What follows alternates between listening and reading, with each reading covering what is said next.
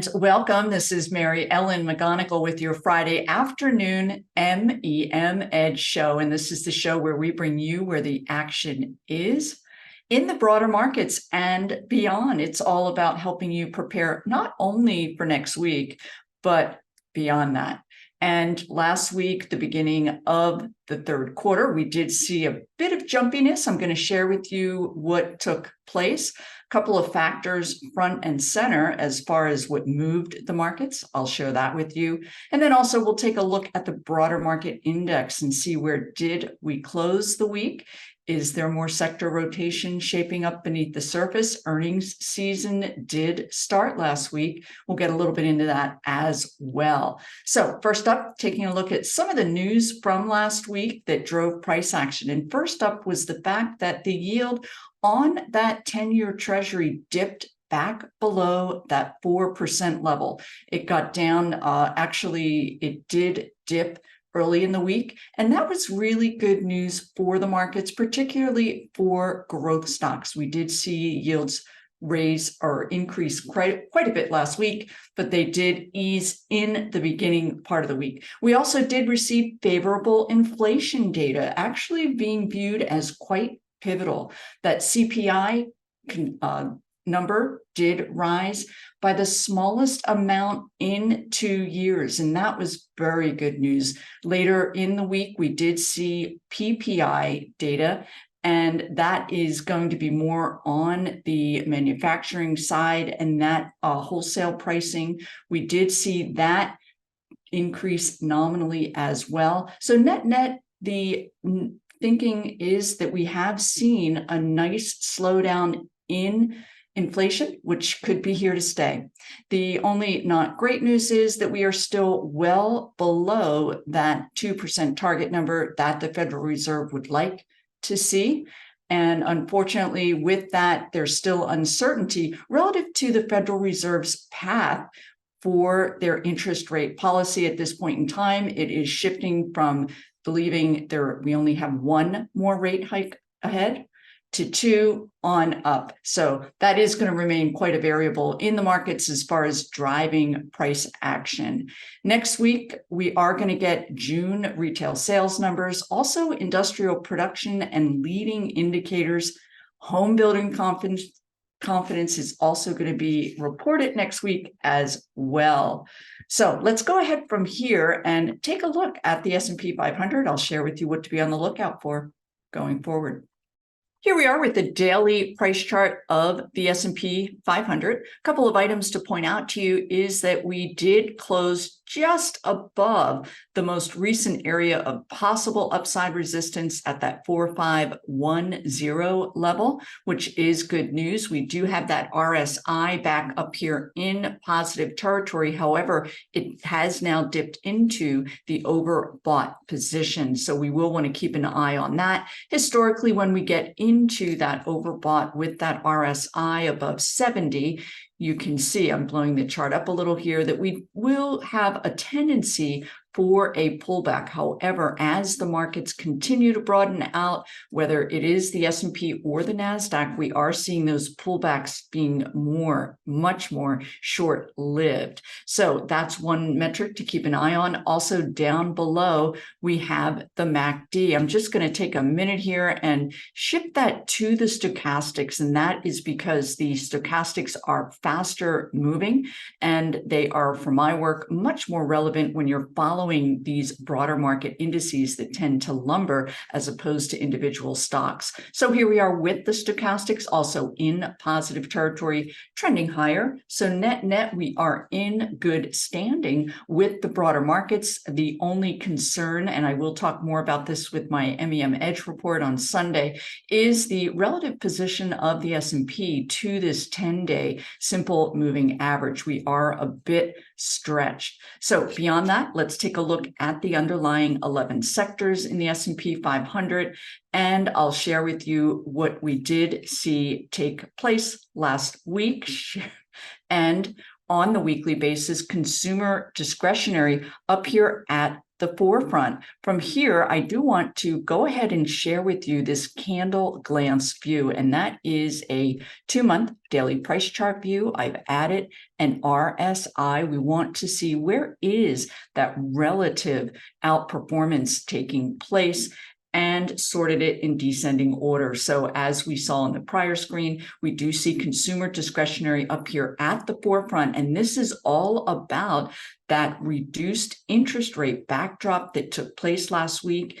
In turn, among these discretionaries, home builder stocks on the rise. So beyond that, we will get into taking a look at that home builders ETF. And then I'm going to share with you add-on plays to the considerable strength that is being seen. This is something I've been writing about in my MEM Edge report as far as the dynamics and precisely why home building stocks are strong and why they're anticipated to remain strong for some time. So let's move on from here. Take a look at some of these other areas. We can see that REIT stocks are up here in the forefront. They were about the 4th performer out of the 11, but I do want to share this chart with you because of note is this nice uptrending phase that we are in among REIT stocks. And this particular industry group or sector does fare well when sentiment regarding the the economy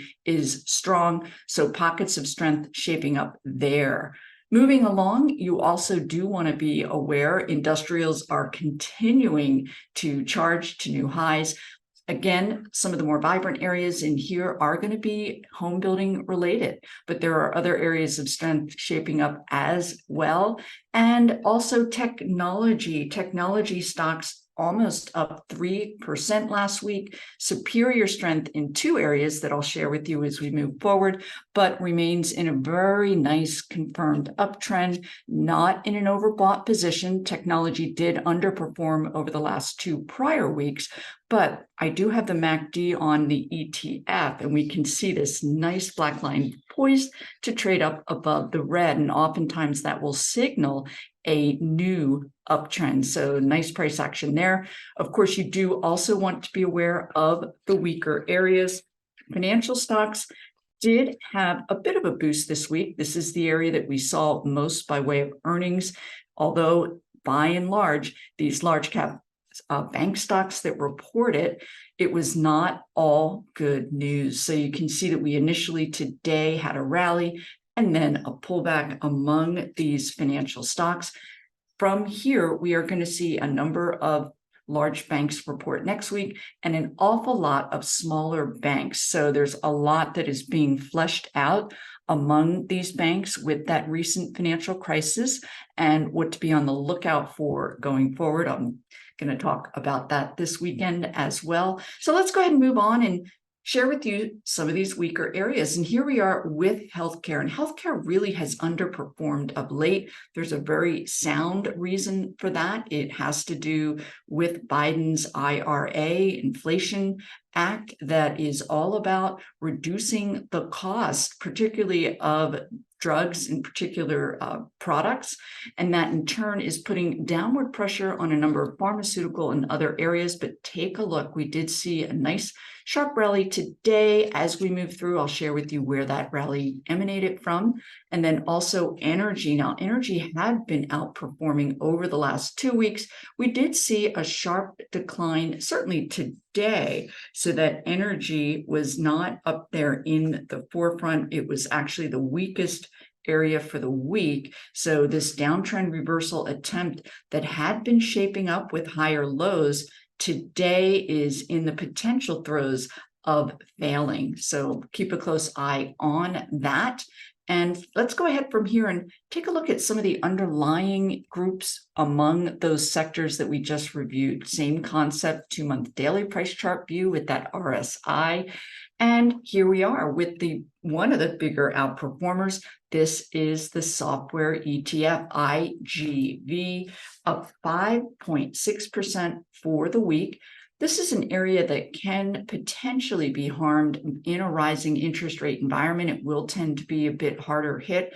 That reduction in yields was one of many boosts for this group. Take a look. Here we are with that MACD black line up through the red, confirming this nice new uptrend. And from here, one other note in that software space is the fact that many of these stocks that are really experiencing the biggest by way of gains are smaller cap names. And in turn, we'll take a look at that Russell 2000. But also, while these names are experiencing sharp gains, they remain well below their well below their highs from last year. Semiconductor is also on the move last week, up 4.8%. Nice base breakout, this double bottom, and charging up here to a new near-term high. Take a look, black line up through the red, indicating a potential new uptrend among semiconductor stocks. And then moving down, sharing with you some of the weaker areas. And you might notice that the US dollar really tumbled a bit this week, and it was down over 2%. This is all about that reduced inflation outlook being very good for, certainly not good for the US dollar. And we can see this drop. In turn, we did see some of the emerging market ETFs rise. Gold was on the rise a bit here with that US dollar dropping, but not certainly overwhelmingly noteworthy. Let's take a quick look here at the Russell 2000. I talked about the fact that the group did outperform. It was up 3.7% this week, gapping up on that strong or actually weak inflation data. And then a subsequent rally beyond that is really putting these small cap names on the map. And from here, I did want to also share with you a quick view of the daily price chart of Brent crude oil. And this is one of the drivers as far as the energy group trending higher. However, as you begin to see earnings coming in for some of these bigger energy names, we are seeing a little bit of a pullback, certainly today. So let's go ahead and take a look at the S&P 500 Homebuilders ETF, and we can see it's been in a very nice confirmed uptrend. We did get a pretty sharp pullback, not last week, but the prior week, and that was all about interest rates increasing to a very high level where it was really impacting the monthly mortgage for these new homes. That pullback, in fact, turned out to be a buying opportunity, and you can see the nice uptick here. I will tell you that today, 6 different separate large Wall Street firms raised their guidance for various housing stocks. So the fire is certainly underneath as far as the anticipation and the sentiment for these home builders, despite already having a big move. Now, what we can do from here is we're looking at a daily price chart, and I'll share with you a couple of other time frames so you can get a better feel for where we are relative to historical standards. Here we are with that Homebuilders ETF, and you can see we've had a nice advance, certainly since the first quarter of this year. But I really want to share with you what this group is capable of once it gets going. Now, this, of course, is coming out of that bear market, COVID related, a lot of people moving to new homes, but we can also from here take a quick look at a monthly chart. And I wanted to share with you back here this period in 2012 when we had this sharp uptick. This is when the Fed was still in their easing mode as far as monetary policy. So if you look at that relative move, you can see that we still, on a monthly basis, are not as extended as you might think when looking at that daily price chart. So from here, I'm going to share with you some add-on plays. Some of them are going to be, actually, probably most of them are going to be really just make sense.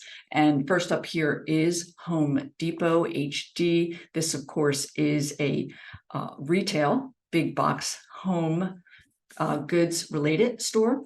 And we can see that this stock did pull back to this 21-day simple moving average and has since advanced. We have nice positive momentum shaping up here. And then when these stocks get going, I find it quite helpful to add a 5-day simple moving average. That's this blue line, and you can use that as a buy point on pullbacks. Another name that is in the home construction space is Floor and Decor, FND. And And most people rightfully think of this store as a brick and mortar, but they do also have a commercial facing part of their business as well. And we can see the stock had this nice lengthy base breakout to a new high this week. And then moving on beyond the home flooring and other products for the new homes, we can take a look at bedding. You're getting a new home. Of course, you want to get a nice new bed. Here we are with Tempur-Pedic, TPX, and this is another stock I'll share with you and mark up that lengthy base breakout. And the reason I'm highlighting the length as far as the period of the beginning of this new high pullback and then a base breakout this week is because historically, the longer your base, the longer your extended move potential out of that base is. So TPX moving out of a nice lengthy base this week. A couple of other names that we can take a look at, and really this is more the tip of the iceberg. You can really move through these various groups and find a number of names that are benefiting from this improvement in the outlook for these home builders. So this is Builders First, BLDR, nice uptrend taking place there. And then BLD is another company. This is Top Build in a very lengthy uptrend and looking quite interesting. Here's a name from my MEM Edge report, PNR. They do HVAC and other home building related activity. And the stock was in a nice uptrend. It did pull back today below that 10-day moving average, but take a look. We closed the day back above that 10-day and we got very big volume. This is quite bullish price action there. And then last up, relative to these home builders, of course, you'll want to take a look or at least be aware of these mortgage related companies. Here we are with Starwood Properties. This is a REIT, STWD. And this particular stock, nice double bottom formation here. And it also this week experienced a multi-month base breakout and trending higher. Last up is PMT, another residential real estate mortgage related company, also a REIT stock. And you can see that it is in the throes of potentially breaking out of this base. Now, when you're looking at these REITs and perhaps other names as well, you will want to know about the ability to pull up this full quote. I'll go ahead and update that. And in turn, it will provide you not only with the industry group, here it is the mortgage REIT group, but also the yield. And PMT has a nice 11.9% yield that it offers as well. Now, from here, I do want to share with you as we go into earnings season and take a look at some of the companies. We can look at names that did report today. Citi, and they actually were down 4% on the day. Their numbers were not particularly constructive. We can also take a look at STT. This is State Street, and the stock dropped 12%, super high volume. Some of the metrics in their numbers have investors and some economists, really researchers, really concerned about the outlook for some of these smaller banks as we are seeing a potential contraction in their bottom line due to the need to pay a high interest rate for deposits. And many of you may be aware of that. There are a number of high yielding banks that are offering high yielding savings account, which is by way really reducing their profit margins due to increases elsewhere. So also, I did want to take a look at what to be on the lookout for relative to earnings reports, and if that stock, instead of these banks that we're looking at, experiences a gap up into a base breakout. So what I'll do here is share with you initially the successful base breakouts from last quarter. This is Workday, a software stock, WDAY. And then from there, we'll take a look at when these gaps up on base breakouts don't work. But for the most part, they will. It is one of the strongest, in my view, base breakouts, particularly if it occurs on big volume. So here we are with WDAY, super big volume after they reported their earnings. gap up into a base breakout. Now, we did see a pullback in WDAY, and normally it's not what you want to see. However, you will want to also keep an eye on the industry group that stock is a part of, in this case, software. And if there is a pullback taking shape in that industry group as well, you can be less concerned, and most often keeping an eye on that RSI will keep you in the stock despite that pullback and then a move to a new near-term high. Another base breakout that we can take a look at that actually succeeded, and you will see this in a number of semiconductor names. Let's take a look at MRVL, and we can take a look at that last quarter earnings. Gap up into a lengthier base breakout. Let's go ahead and expand this daily chart here so I can share with you that it really came out of a very long base into a gap up. Again, a little bit of a pullback there. We did have a bit of June gloom taking place among these semis, but here we are, the stock poised to break out of a secondary base. So from here, we can take a look at one other name, and then I'll share with you some names that are due to report coming up. So Urban Outfitters, this again is going to be their last quarter of earnings recently. And here we are with that gap up into a base breakout. Nice uptrend, pullback with the markets, but resuming its uptrend again. So indeed, that is what you will want to be on the lookout for with these various stocks. From here, I can share with you a couple of names, certainly bellwether names that are due to report next week, Netflix among them. And we can see here the stock is already poised to potentially break out of a base. They're due to report on Wednesday. And here is an example of gaps up, and these are primarily on good news as well. And you can see how that gap up, a potential period of consolidation and a continuation rally to the upside. Tesla also due to report their earnings. Investors are on the lookout for good numbers. They just reported record quarterly vehicle sales, and we can see this is a gap up on that quarterly sales number. The stock's in a very sound base. On the lookout for a potential strong numbers there. Also due to report next week are any number of names. I'll just share with you a couple of them. Las Vegas Sands reversing here. We're seeing a lot of good news relative to travel. AAL is always closely watched. Actually, this is American Airlines. And what I did want to share with you with this particular chart is let's take a look at Delta Airlines. They came out with good numbers, but we did see this move to a new near-term high. But now we're seeing a pullback. So a couple of metrics I want to share with you from here is the fact of just how overbought the stock was. Delta did pre-announce strong numbers. They're seeing an awful lot of certainly consumer and tourist travel that is keeping their planes very packed.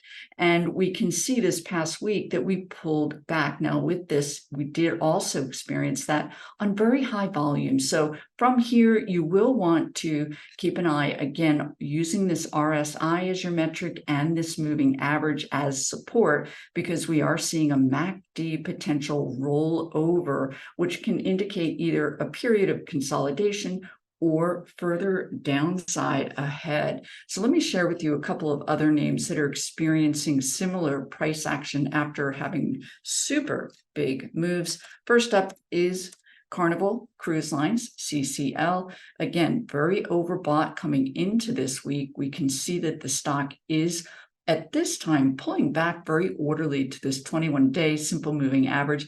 Pretty big volume, but we are getting that MACD crossover. So again, keep an eye on that 21, keep an eye on that RSI and see, can we retain that? From here, I did want to share with you what a stock that does have a very extensive move, and when that pullback turns into a downtrend. So this is SWAV, Shockwave. So first up, we do see the stock break below this very key 50-day simple moving average. That RSI gets into negative territory, and indeed we see further downside beyond.